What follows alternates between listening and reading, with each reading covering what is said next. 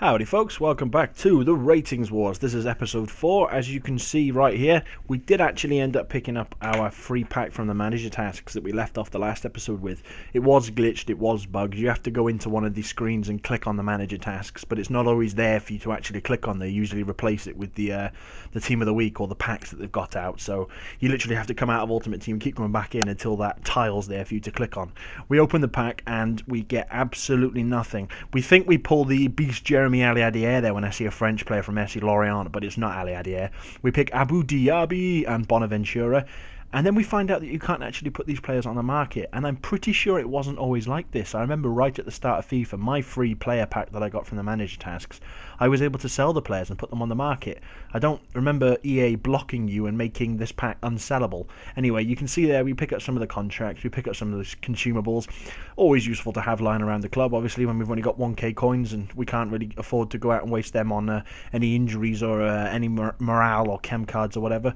We decided to get the episode started off straight away. We're just going to jump straight into the gameplay like we always do. That's the team. If you just want to have a quick look at it and give it a pause, then I'll just show you the chem, what we're working with. Very excited at the moment to use Mr. Fabian Orellana on that left midfielder. He's the first player in the team that actually has some decent skill moves. He isn't on the perfect chem at the moment, but he still performs very, very well for us this episode. You can see here we're jumping in against your just basic. He looks like he's starting to build a Bundesliga team.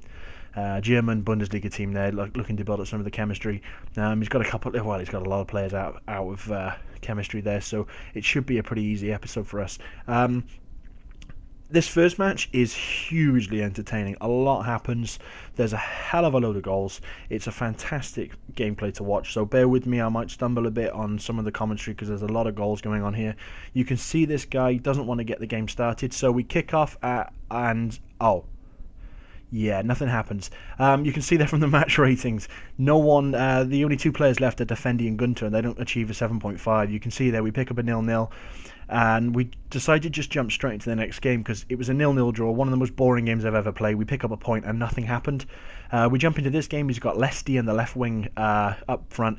He's also got, I never know if that centre back is Papadopoulos or Pastathopoulos. I can never remember which one it is, but it's one of the Greeks. It's also got a Swiss left midfielder there from, I believe that's Grasshoppers in the Swiss league.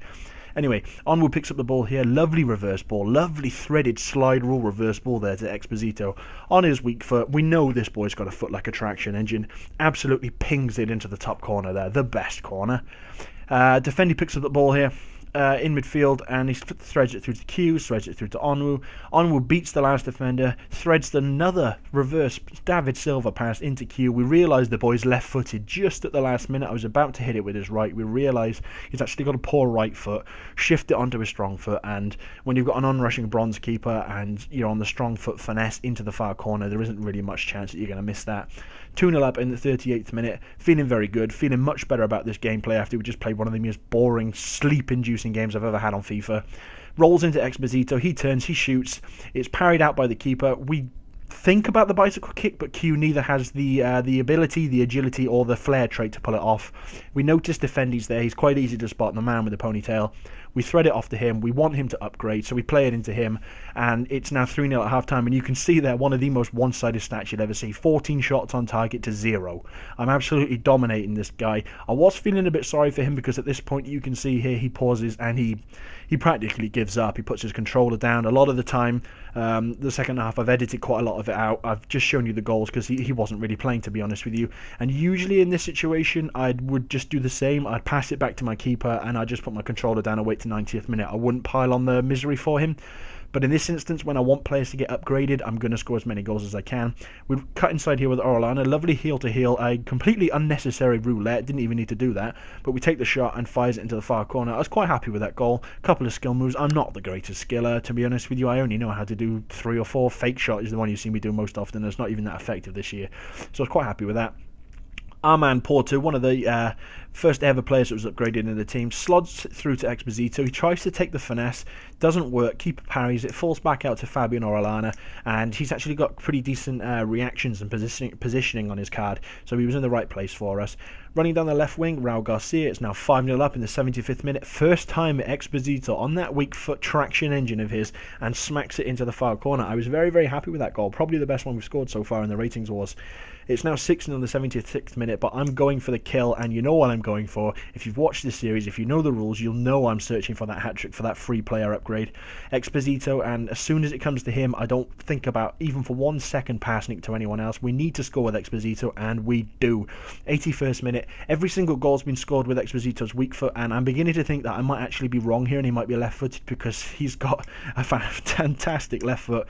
Hat-trick hero, free player upgrade. We finished the match off 7-0. We make up for the boring, sleep-inducing 0-0 from the first game. You can see there, Defendi picks up an 8.5. Gunter, he just misses out with a 7.3. We can finally get Defendi upgraded, and we decide, because Onwu's already scored a hat-trick for us and got ourselves an upgrade, Exposito's just gone out and bagged 3 and got ourselves an upgrade. We've got 2 sitting in the bank.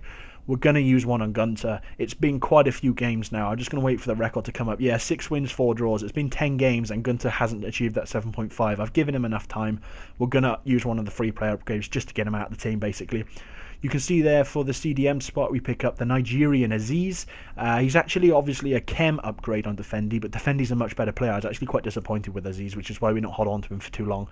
We pick up Arroyo there for the right back. You can see the buy it now is minimum 200 coins I was paying for these players. Didn't want to overpay it for anybody.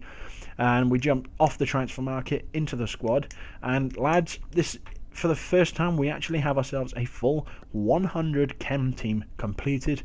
We're feeling very, very happy, because obviously a lot of the teams you come up against in Division 9, 10, 10, 9, 8, I can't even count in order.